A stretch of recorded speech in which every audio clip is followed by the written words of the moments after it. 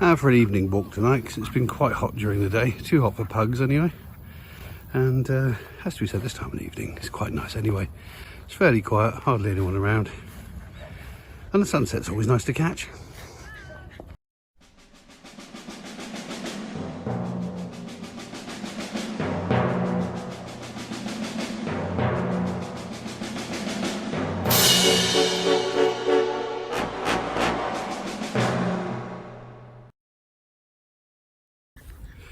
Out and about a bit earlier today, before lunch, simply because it's going to be 26, 27 this afternoon. That's too hot for pugs.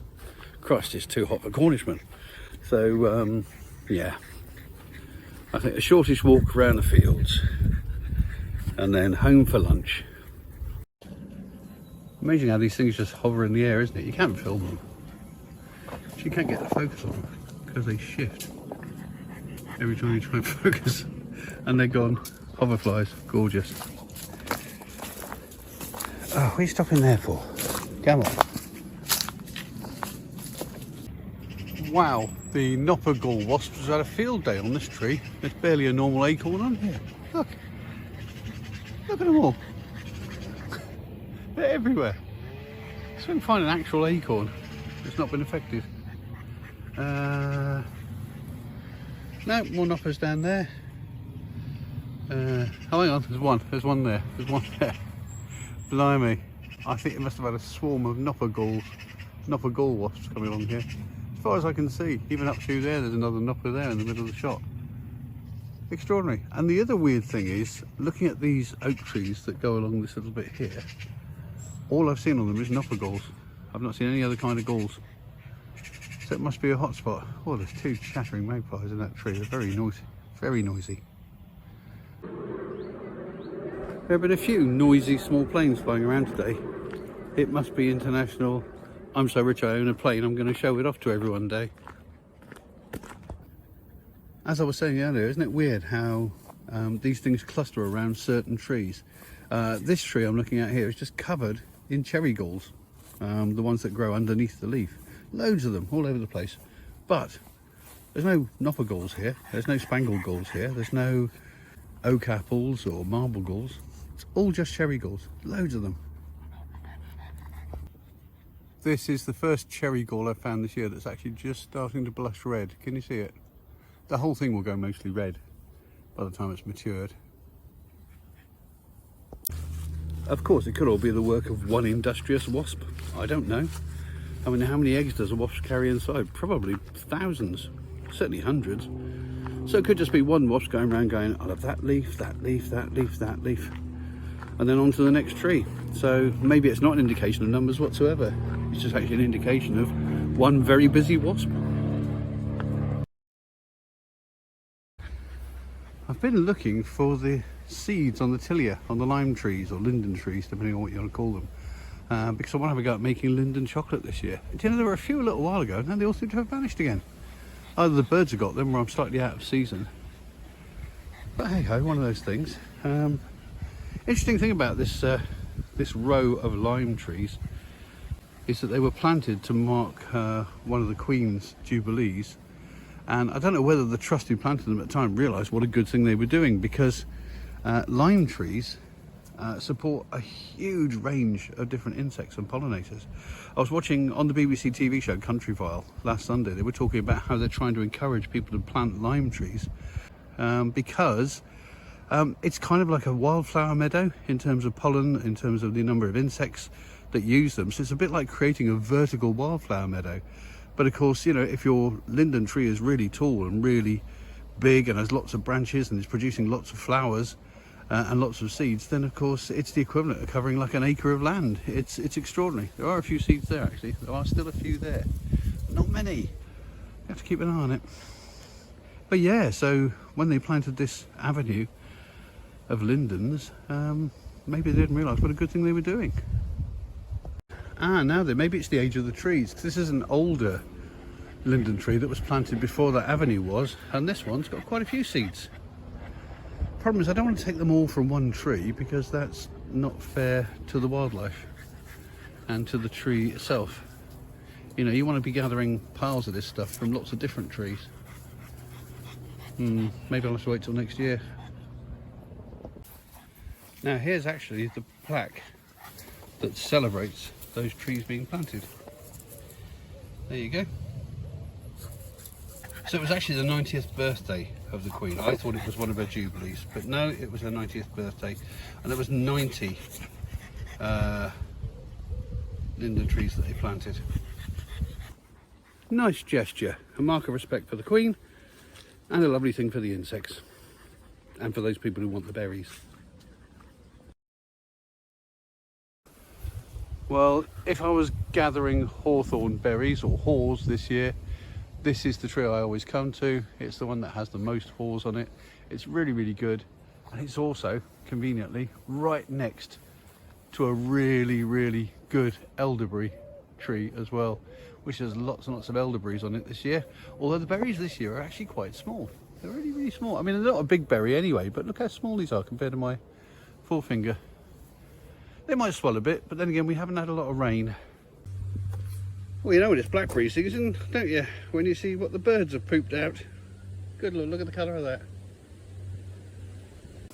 Hello, we've got a bit of a falling branch here. I've not had a duck under here before.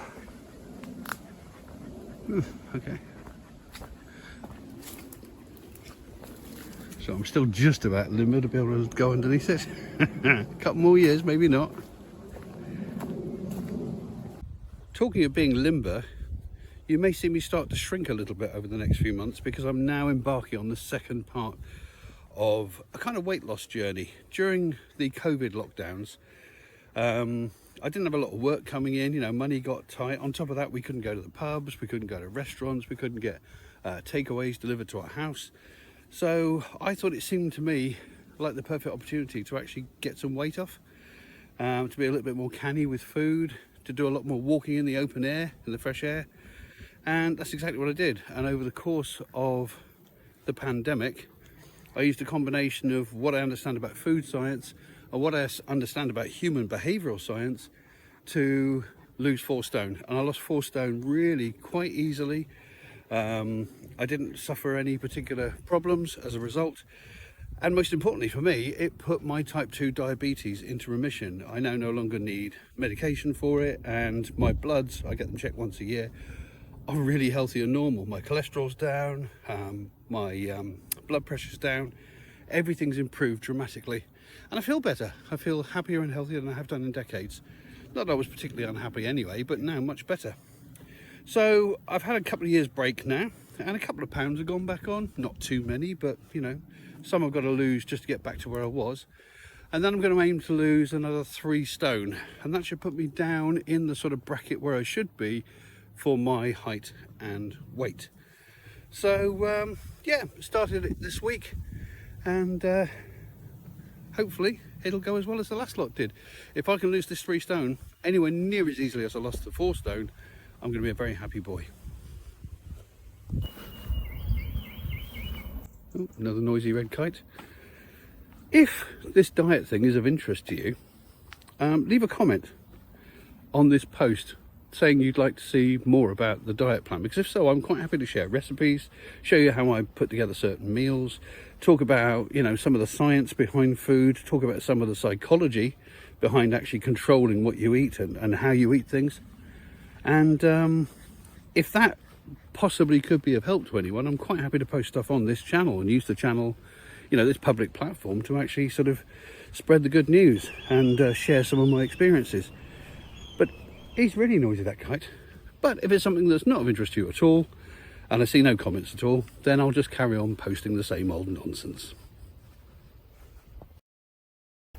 Well, I seem to time that quite well. It was windy as anything when I came out the door, so much so I had to put the chin strap on my hat. But it's died down a bit. It's still there. You get little gusts like you can possibly hear going across the microphone at the moment, but proper blowing a gale it was, and now it's actually rather pleasant. Bit of sunshine really makes the colour of these Guelder Rose berries really pop. These viburnum berries, aren't they beautiful? Absolutely beautiful. Are they edible? Well, yes, if you cook them. They're very bitter, and they will give you a tummy upset if you eat them raw. But they're not for me really, they're for the birds, and they love them. Oh, there's a nice little pop of colour in amongst all the green and the brown. A lovely little cyclamen plant. Look at that. Isn't that lovely? I saw a little pop of purple. I was hoping it was an orchid. But cyclamen, I don't mind. Just as pretty. That little dell is just made for a future photo shoot. Something that Mark and I will do, no doubt. Well, once all the little fairy houses have been removed. I don't often walk this path. I should do really, it's quite nice. And it's got a couple of natural arches, that's one. Huge branch coming off the side of this oak tree. There's a weird sort of like doorway there with a bunch of oak trees. And then we go on a little bit further and there's another little arch. Here we go, see? Again, it's just another limb that's grown across the path. But it's quite nice, isn't it? We've got a few of these. Got a few of these around here. This one you got a duck for. Whoop. There we go. Let's see how the wildlife pond is doing. It was only put in a couple of months ago. And obviously it needs a long time to settle in.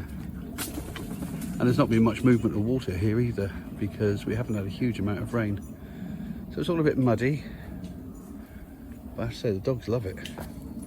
Yeah, see what I mean? Straight in. Mine's a bit more sensible, he just goes to the edge and has a drink.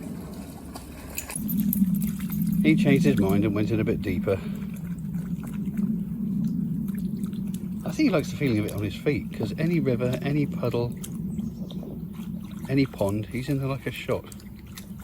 I mentioned in the previous video, we've got a lovely lady called Jean who comes out most mornings with a pram and loads of 2-litre bottles of water and fills up all the dog bowls around the field.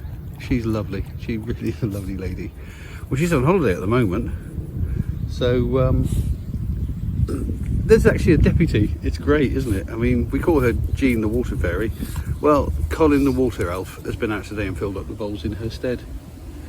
Such a nice community around here. And even the dog bowls have been donated by dog walkers, because when someone's dog dies, they quite often donate the water bowl to the field here. There's at least three on this field belong to my previous dogs. It's just a nice place to live around here with nice people. I'm very lucky. That's it for this week, I think. Thanks very much for watching, as always. If you are interested in the diet stuff, give me a shout, leave a message in the comments, and I'll happily put some little bits and pieces in, peppered through the next few videos. Meanwhile, there's a couple more Wheel of the Year pagan calendar shoots coming up in the very near future, which should be great fun. So if this is the kind of content you appreciate, then please like, please subscribe, and I will see you in the next video. Toodle pip.